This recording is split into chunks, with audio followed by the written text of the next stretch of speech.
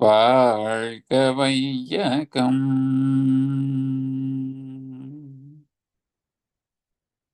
ஆரம்பிங்க ஆனந்த் ஐயா. வாழ்க வளமுடன். வாழ்க வையகம்.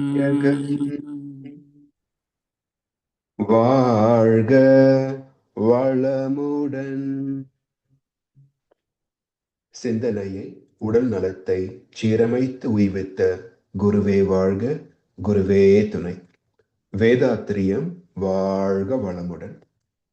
இன்று வரை உலகில் தோன்றிய அனைத்து சித்தர்களும் ஞானிகளும் மகான்களும் மற்றும் வேதாத்திரிய கோட்பாடுகளை அர்ப்பணிப்பு உணர்வோடு அகிலமெங்கும் உணர்வாக்கி கொண்டிருக்கும் ஞான ஆசிரியர்களின் மதிநுட்பமும் குருவருளோடு சூக்குமமாய் நம்மை சூழ்ந்திருந்து நாம் உய்வதற்கு துணை நிற்குமாக என்று சங்கல்பித்துக் கொண்டு இன்றைய தவ நிகழ்வை இறைவணக்கம் குரு வணக்கத்தோடு நாம் இனிதே துவங்குவோம். இறை வணக்கம் பாட அருள்நிதி ராதா ரவிச்சந்திரன் அம்மா அவர்களும், குரு வணக்கம் பாட அருள்நிதி அருளொளி ராசாராம் ஐயா அவர்களும் வாழ்க வளமுடன்.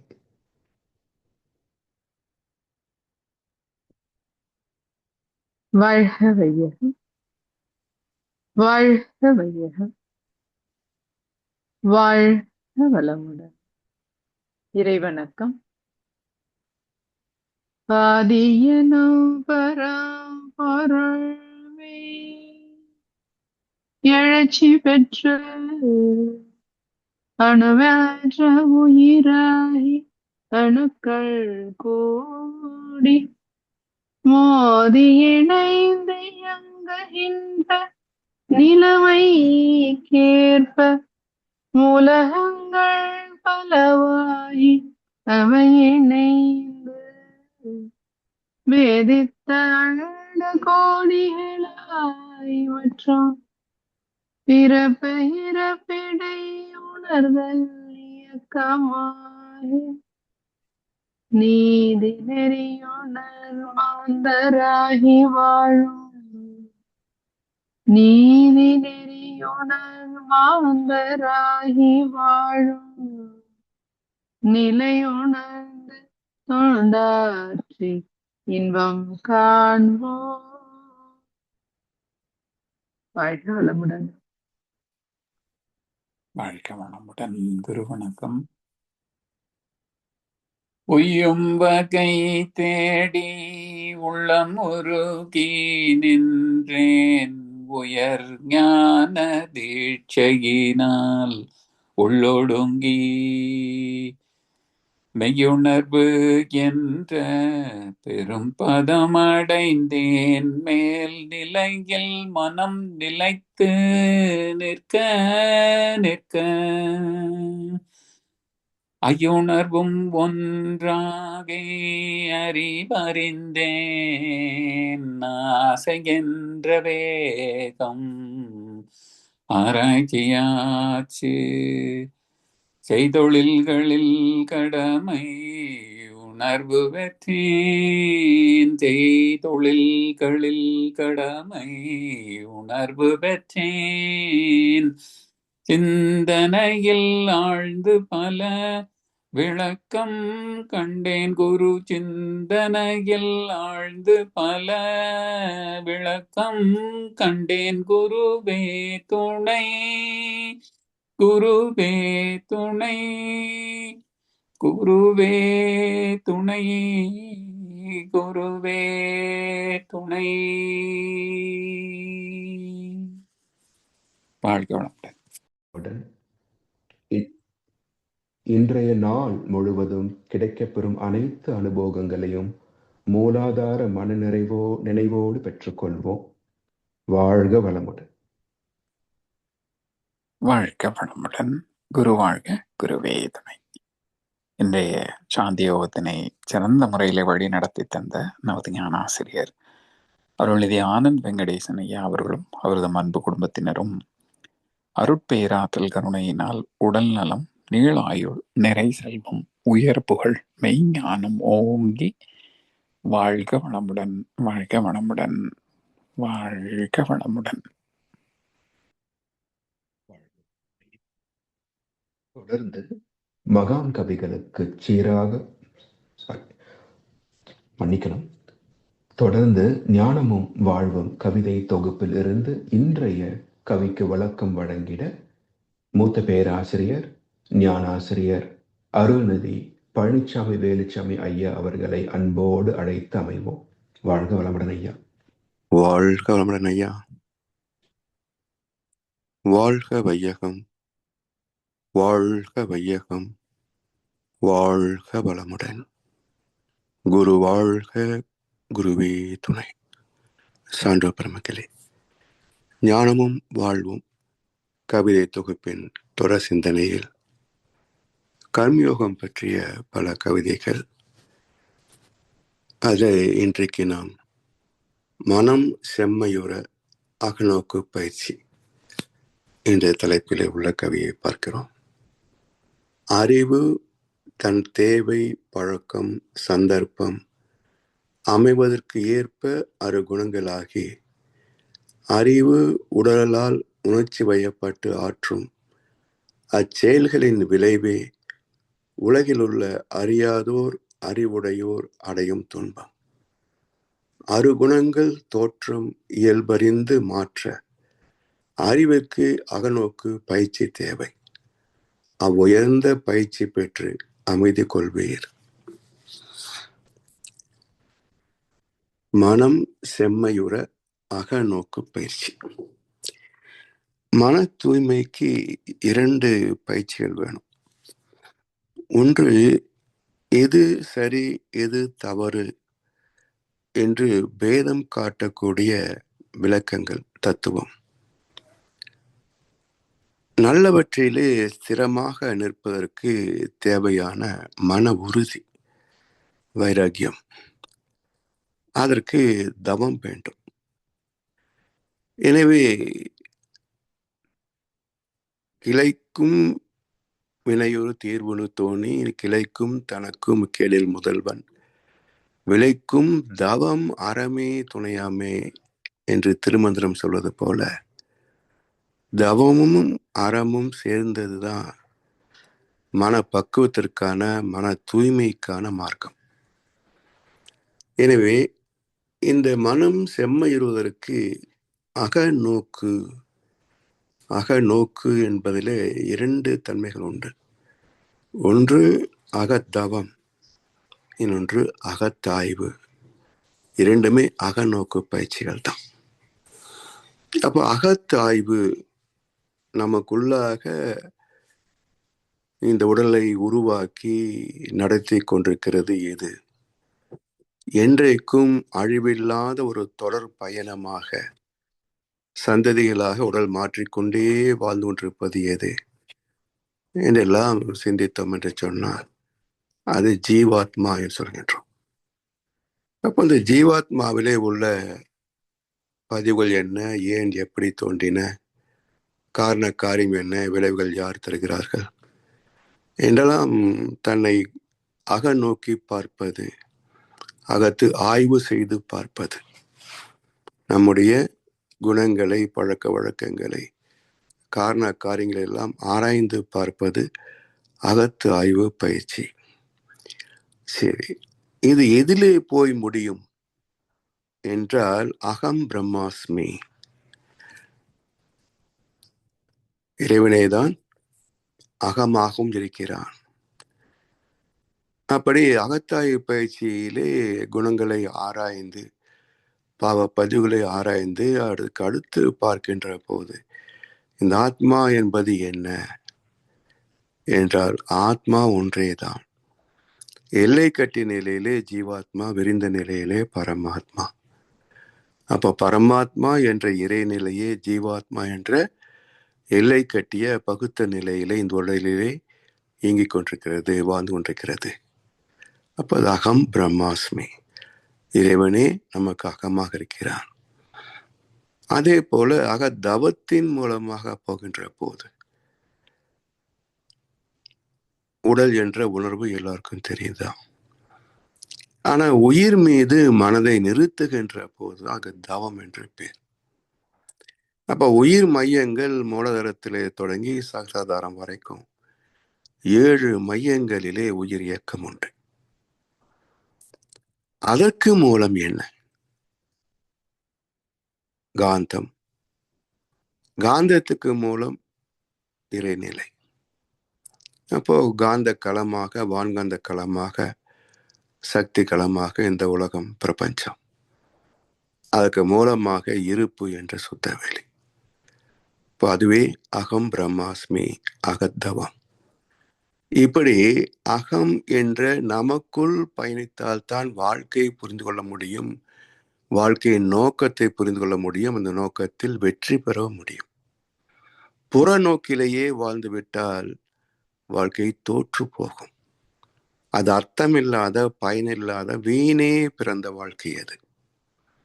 எனவே அகம் புறம் என்ற 2 அமைந்த ஒரு வாழ்க்கை முறை. இயல்பு மனதினுடைய ஓட்டமே புறநோக்குதான். உடலை விட்டு வெளியே ஓடுவதுதான் மனசு, உள்ள நிற்காது. அப்போ அந்த யூடர்ன், கூனி, வால்மீகி இப்படி தன்னுடைய மூலத்தை நோக்கி திரும்புவது, வெளியே போய்கின்ற மனதை உள்நோக்கி திருப்புகின்ற முயற்சியே அகநோக்கு. அப்படி திருப்பி மூலம் என்ற அகத்தை, பிரம்மத்தை அறிகின்ற போது வாழ்க்கை வெற்றி பெறுகிறது. அப்போ இயல்பு வாழ்க்கை என்பது உடல் சார்ந்த, பொருள் சார்ந்த, உலகம் சார்ந்த, வெளி உலக வாழ்க்கை, புறமன வாழ்க்கை.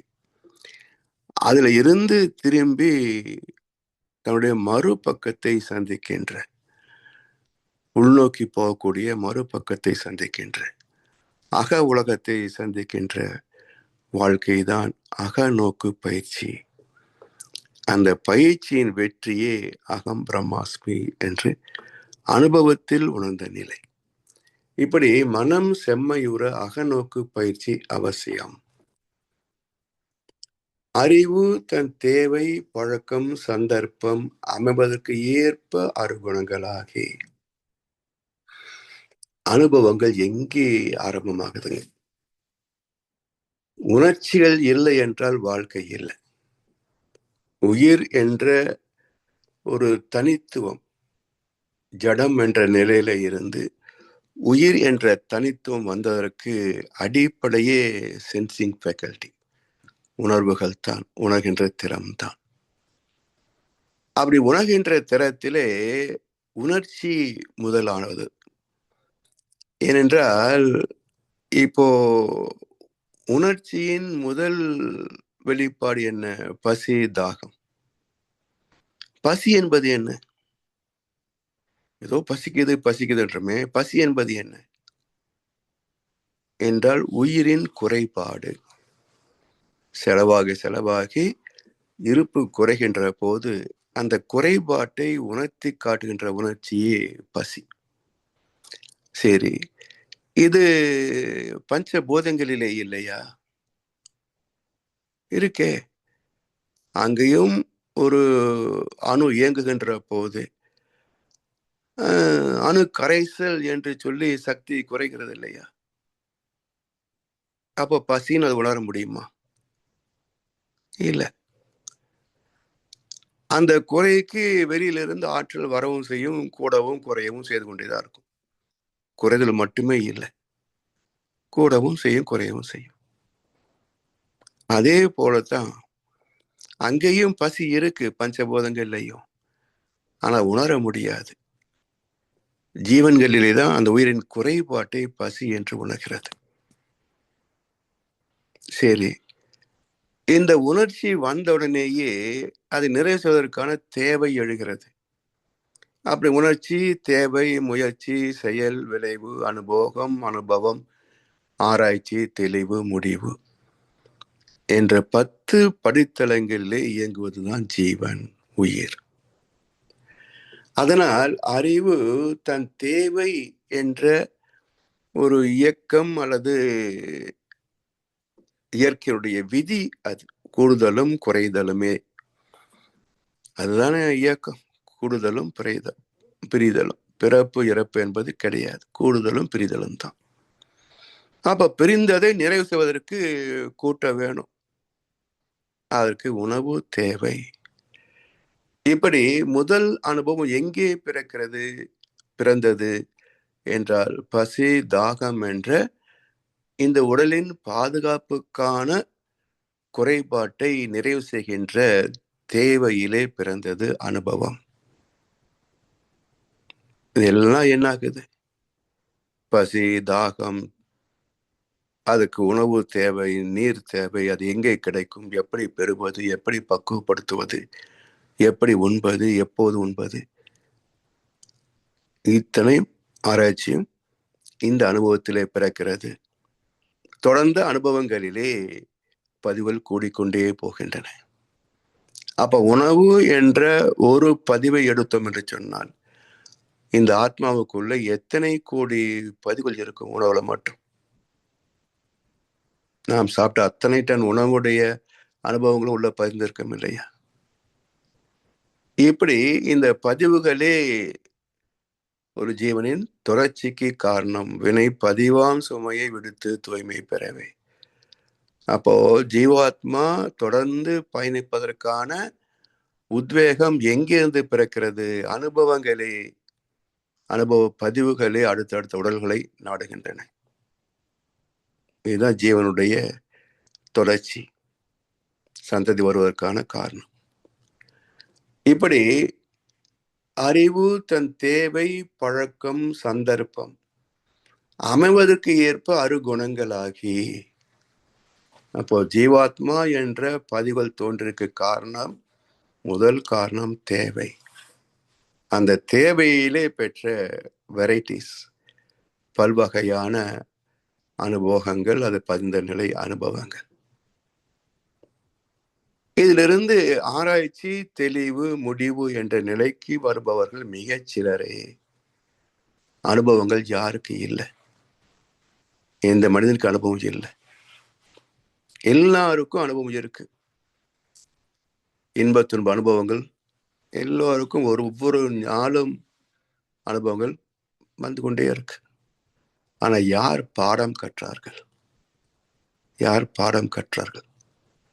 அவர்களே தங்களை திருத்திக் கொள்கிறார்கள். அனுபவம் எல்லோருக்கும் இருக்கும். மனிதனாக உள்ள எல்லோருக்குமே அனுபவங்கள் குறைவு இல்லை. ஆனா யார் இன்ப துன்பத்தை பிரித்து ஆராய்கிறார்கள்? அப்படி ஆராய்ந்தவர்களே உண்மையான ஆன்மீகத்திலே வந்து சேர்கிறார்கள். அவர்களே இந்த ஆத்மாவை அறிகிறார்கள். அவர்களே தெய்வத்தையும் உணர்கிறார்கள். அதனால் அகநோக்கு பயிற்சியின் உச்சம் அகம் பிரம்மாஸ்மி என்ற அனுபவம். இப்படி அறிவு தன் தேவை, பழக்கம், சந்தர்ப்பம் அமைவதற்கு ஏற்ப அருகுணங்களாகி, காமம், குரோதம், லோபம், மோகம், மதம், ஆச்சரியம், 6 தீய குணங்கள். இவையே நிறைமனம், பொறுமை, தியாகம் இப்படியெல்லாம் நற்குணங்களாகவும் மாற்றம் பெறும். அப்ப யார் அக நோக்குகிறார்களோ அவர்களே இவை தீயவை என்று அடையாளம் கண்டு இவற்றை நல்லவைகளாக மாற்றுவதற்கான பயிற்சிகளை தேடி, குருவை நாடி பயிற்சிகளை பெற்று பயன்பெறுகிறார்கள். அப்ப ஆசை நிறைமனமாகவும், சினத்தை பொறுமையாகவும், கடும் பற்றி ஈகையாகவும், முறையற்ற பால் கவர்ச்சியை கற்பு நெறியாகவும், வஞ்சத்தை மன்னிப்பாகவும், உயர்த்தாழ்வை சமநோக்காகவும் இப்படி தன்னை திருத்திக் கொள்கிறார்கள். அப்போ அகநோக்கு இல்லாதவர்கள், அனுபவத்தை ஆராய்ந்து பார்க்காதவர்கள் திருந்துவதே கிடையாது. அதனால் இந்த 6 குணங்களானதை அறிவு உடலால் உணர்ச்சி வயப்பட்டு ஆற்றும் அச்செயல்களின் விளைவே உலகில் உள்ள அறியாதோர் அறிவுடையோர் அடையும் துன்பம். இதுல ஒரு நுட்பத்தை வச்சிருக்கிறார் மகர்ஷி.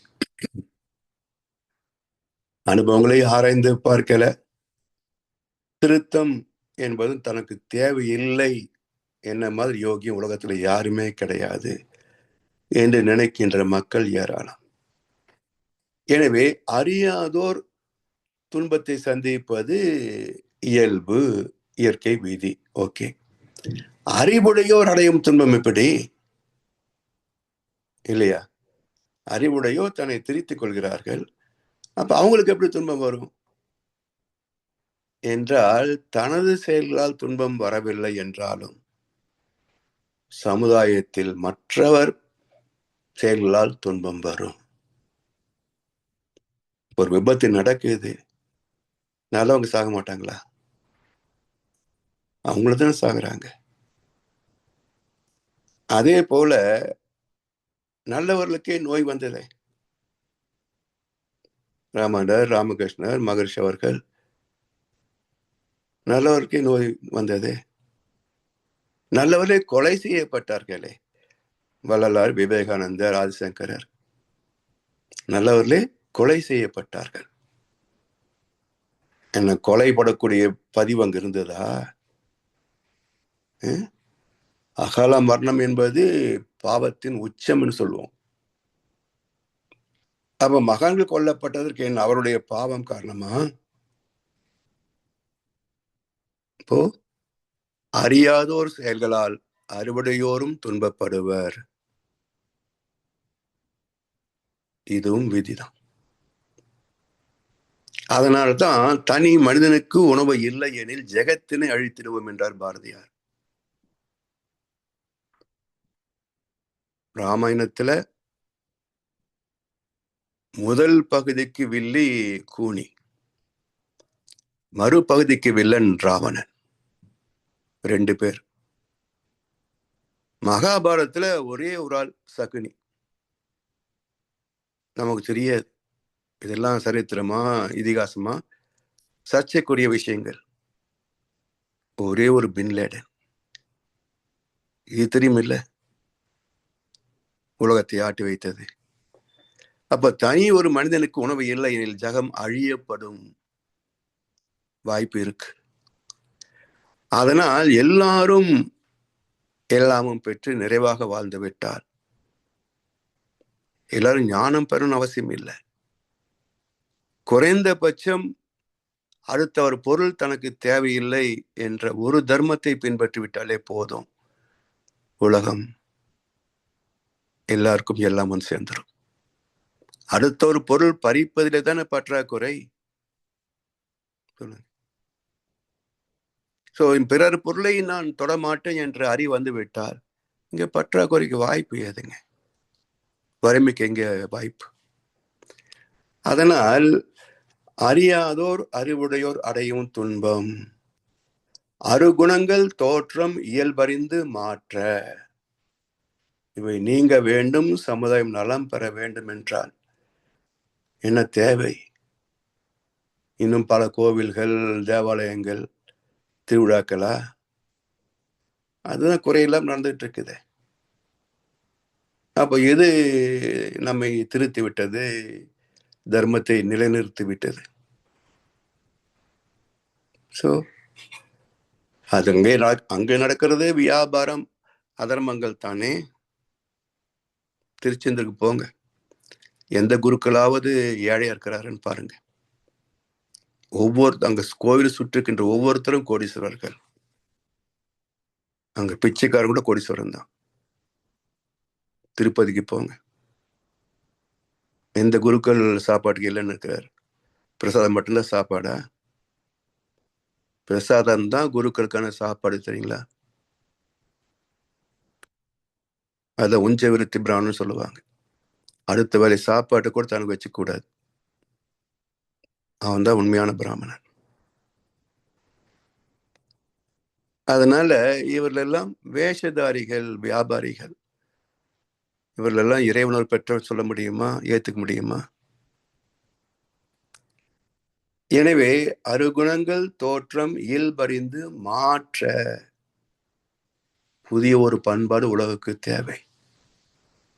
இந்த பக்தி, இந்த பண்பாடு எல்லாம் துன்பத்தை நீக்கவில்லை. அதனால் உலகத்தையே அமைதிப்படுத்தக்கூடிய, ஒவ்வொரு மனிதனையும் சாந்தப்படுத்தக்கூடிய, அறத்தில் வாழச் செய்யக்கூடிய ஒரு புதிய பண்பாடு தேவை.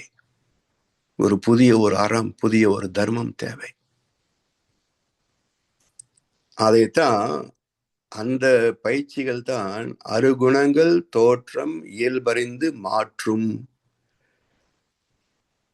அதற்கான பயிற்சி அறிவுக்கு அகநோக்கு பயிற்சி தரும். உயர்ந்த பயிற்சி பெற்று அமைதி கொள்வீர். எவ்வளவு உயர்வு என்றால், வேதங்களிலே தொடங்கிய ஆன்மீக பயணம் அது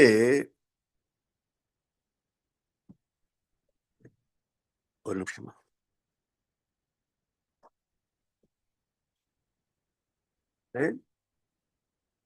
கீதமா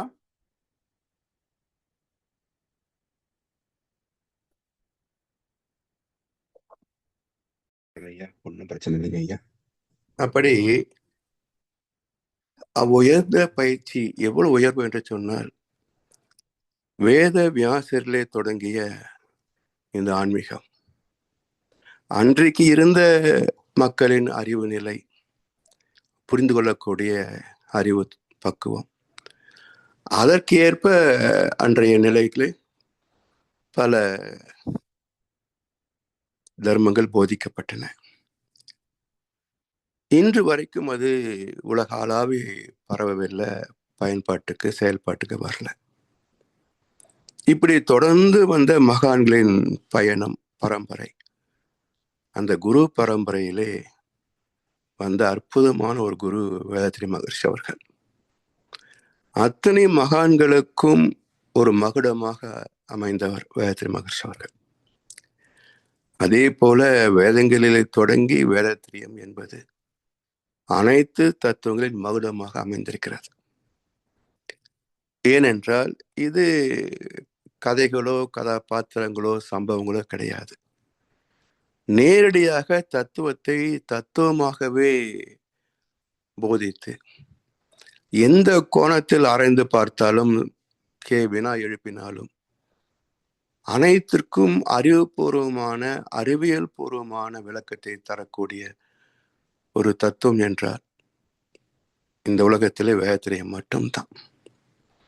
அதனால் இது மிக உயர்ந்த ஒரு தத்துவம். இது என்றைக்கு மக்கள் மத்தியிலே போய் சேரும் என்பது காலம் முடிவு செய்யும். ஏனென்றால் ஒரு 50 சீடர்கள், ஆனால் ஒருத்தர் தான் அதில் ஞானம் பெற்றவர். அவர் மூலமாக பௌத்த மதம் உலகளாக பரவியிருக்கிறது. இயேசுபிரான் ஒரு 12 பேர், அதில் ஒருத்தரை விட்டுட்டா 11 பேர். அந்த 11 பேர்ல பரவிய தத்துவம் தான் இன்றைக்கு உலகளாவ நம்பர் 1 ரிலிஜியன் விரிந்திருக்கிறது. அதே போல இஸ்லாம் விரிந்திருக்கிறது. அது போல இந்த உலக பொது அருள்நெறி சமயம் இது வெறும் 50 வருஷம் தானே ஆச்சு. அடுத்த நூற்றாண்டுக்குள் உலகளாவ ஏற்றுக்கொள்ளப்பட்டுவிடும். பிறகு ஆயிரக்கணக்கான ஆண்டுகள் எடுத்துக்கொண்ட மகான்களினுடைய கருத்துக்கள் ஒரு 150-200 ஆண்டுகளுக்குள் உலகத்தை மாற்றியமைக்க முடியும் என்று சொன்னால், இதைவிட உயர்ந்த ஒரு தத்துவம் வேற என்ன இருக்க முடியும்? இந்த குருவை விட வேற எந்த குரு உயர்வாக இருக்க முடியும்? இல்லையா? அதனால் உயர்ந்த பயிற்சி பெற்று அமைதி கொள்வீர். அதுல முதல் தரமாக எப்படி இயேசுவுக்கு 12 சீடர்கள் நேரடியாக அமைந்தார்களோ, எப்படி கௌதம புத்தருக்கு 50 சீடர்கள் நேரடியாக அமைந்தார்களோ, அது போல நாமெல்லாம் முதல் வரிசையில் இருக்கின்ற சீடர்கள். மகர்ஷி வாழ்ந்த காலத்திலேயே அவரோடு இணைந்து பயிற்சி பெற்ற நேரடி சீடர்கள். இப்படி தொடர்ந்து ஆசிரியர்கள் மூலமாக இது உலகளாக பரவிவிடும் வெறும் 150-200 ஆண்டுகளுக்குள் என்றார். இவருடைய ஆற்றல் எவ்வளவும் பாருங்க. ஆயிரக்கணக்கான ஆண்டுகள் ஆகியும் சாதிக்க முடியாததை ஒரு 2 நூற்றாண்டுக்குள் சாதிக்க முடியும் என்று சொன்னால், இதை விட உயர்ந்தது எது? இந்த குருவை விட உயர்ந்தவர் யார்? அதை உணர்ந்தவர்கள் பாக்கியவான்கள், உணரப் போகிறவர்களும் பாக்கியவான்களே. எனவே அப்படிப்பட்ட ஒரு வாய்ப்பை பிறர்க்கான நடைமுறை நம் கடமை அறவாழ்வின் நாட்டத்தை சிறக்கட்டும் என்று சொல்லி வாய்ப்பளித்த செவிமடுத்த அனைவருக்கும் நன்றி பாராட்டி இந்த உரையை நிறைவு செய்கின்றோம். வாழ்க வளமுடன், வாழ்க வளமுடன், வாழ்க வையகம். அருமையான விளக்கம். கடந்த 3 நாட்கள்ல வாழ்க வளமுடன் ஐயா. கடந்த 3 நாட்கள்ல முந்தா நேத்து பிறவியின் பயனை பத்தி அழகா சொன்னீங்க. அதை எப்படி அடையணும்னு சொன்னீங்க. அகத்தாய்வு, அகத்தவம். நேத்து நிலையாமை பற்றி சொன்னீங்க. பற்றற்று வாழ்வதை பற்றி சொன்னீங்க. இன்னைக்கு அழகா திருப்பி உலகத்தை யாருக்கு தான் கஷ்டம் இல்லை, அது துன்பம் வரும்பொழுது எத்தனை பேர் உள்ள போய் பார்க்குறாங்கன்ட்டு தொடர்ந்து அருமையா ஒவ்வொரு கவிக்கு விளக்கம் கொடுத்து எங்க வழி நடத்துக்கு ரொம்ப ரொம்ப நன்றிகள் ஐயா. வாழ்க வளமுடன், வாழ்க வளமுடன். நன்றி அம்மா, வாழ்க வளமுடன். தொடர்ந்து மகான் கவிகளுக்கு சீராக விளக்கங்கள் வழங்கி நம்மை சிறந்த முறையிலே வழி நடத்தி கொண்டிருக்கும் மூத்த பேராசிரியர், ஞான ஆசிரியர் அருள்நிதி பழனிசாமி வேலுச்சாமி ஐயா அவர்களும் அவர்தம் அன்பு குடும்பத்தினரும் அருட்பேராற்றல் கருணையினால் உடல் நலம், நீள் ஆயுள், நிறை செல்வம், உயர் புகழ், மெய் ஞானம் ஓங்கி வாழ்க வளமுடன், வாழ்க வளமுடன், வாழ்க வளமுடன். நன்றிகள் ஐயா. தொடர்ந்து பாடல்கள் பாடி நிறைவு செய்யும் தருணம்.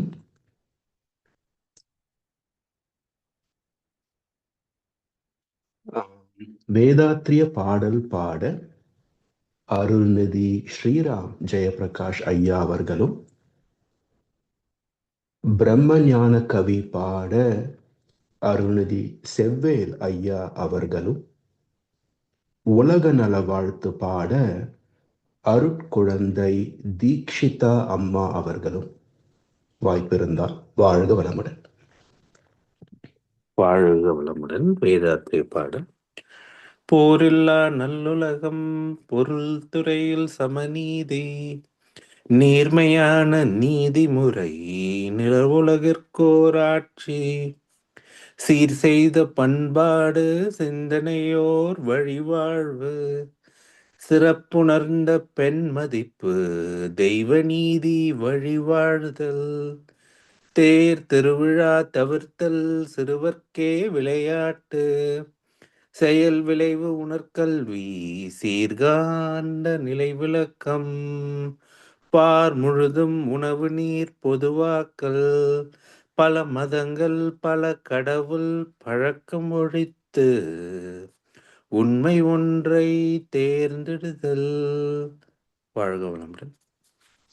வாழ்க வையகம், வாழ்க வளமுடன். இறைவெளியே தன்னிருக்க சூழ்ந்தழுத்தும் ஆற்றல், இதன் திணிவு மடிப்பு விழ சுழலும் நுண்விண்ணாம், நிறைவெளியில் வெண் சுழல நெருக்குகின்ற உரசல், நிலைவெளியில் எழுப்புகின்ற நேரலைகள் காந்தமாம், மறைபொருளாம் காந்தம் தன் மாத்திரைகள் ஐவகை, மலைக்காதீர்வின் கூட்டம் மாபூதம் ஐந்துமாம், முறையாய காந்த அலை மனமாம் உயிர் உடல்களில் மதி உயர்ந்து உண்மை பெற மா பிரம்ம ஞானமாம், மதி உயர்ந்து உண்மை பெற மா பிரம்ம ஞானமாம்.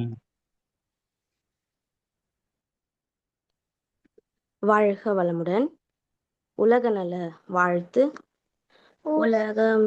உலகமெல்லாம் பருவமொழி ஒத்தபடி பெய்யட்டும், உணவரெல்லாம் தானியத்தை உவப்புடனே பெருக்கட்டும், பல தொழில்கள் புரிகின்ற பாத்தாடி உயர்த்தட்டும், தொகுத்து பண்பாட்டை உயர்த்தட்டும், கலகங்கள் போட்டி பகை கலந்து ஆட்சி நடக்கட்டும், கல்லாமை தருவருமை களங்கங்கள் மறையட்டும், நலவாழ்வை அளிக்கும் மேலான ஒளி வீசட்டும், நம் கடமை அடவாழ்வின் நாட்டத்தே சிறக்கட்டும். நம் கடமை நம் கடமை அறவாழ்வின் வாழ்வின் நாட்டத்தே சிறக்கட்டும். நம் கடமை அறவாழ்வின் நாட்டத்தே சிறக்கட்டும். வாழ்க வையகம், வாழ்க வையகம், வாழ்க வளமுடன். நன்றி ஐயா. சொல் நன்றி ஐயா. வாழ்க வளமுடன். ஆக ஆக வாழ்க வளமுடன். வாழ்க வளமுடன் ஐயா. மிக்க சிறப்பு. அருமை அருமை. விஷ்ணுபிரியா அம்மா இதே மாதிரி தீட்சிதா பாப்பா போயிட்டே இருந்தாங்கன்னா அருளறி ஐயா என்னைய தூக்கிட்டு அவங்கள தவ ஒருங்கிணைப்புக்கு போட்டுருவாங்க. அவ்வளவு சிறப்பா பண்றாங்க. ஸோ அருமை அருமை அருமை. வாழ்த்துக்கள் அம்மா. செல்வராஜ் ஐயா உங்களுக்கு வளமுடன் ஐயா. வாழ்க வாழ்க வளமுடன். வாழ்க வளமுடன் ஐயா. வாழ்க வளமுடன். இன்றைய தவத்தில் கலந்து கொண்ட நண்பர்கள், தவத்தை வழிநடத்தியோர், நற்சிந்தனை வழங்கியோர், பாடல்கள் பாடியோர் அனைவரும் வாழ்க வளமுடன். அவர்களின் அன்பு குடும்பம், அவர்களின் உடல் நலம், மனவளம், பொருள் வளம், அருள் தொண்டு, ஆன்மீக தொண்டு வாழ்க வளமுடன், வாழ்க வளமுடன், வாழ்க வளமுடன். இத்துடன் இன்றைய காலை தவம் நிகழ்வு மகிழ்வோடும் நிகழ்வோடும் இனிதே நிறைவு பெறுகிறது. இறையர்களும் குருவர்களும் நம் அனைவரையும் எப்பொழுதும் சூழ்ந்திருந்து நம்ம இந்த இறைநிலையுணர் பயணத்திலே சிறந்த முறையிலே வழிநடத்தட்டும் என் அனைவரையும் வாழ்த்தி வணங்கி நன்றி கூறி அமைகிறோம். வாழ்க வையகம், வாழ்க வையகம், வாழ்க வளமுடன்.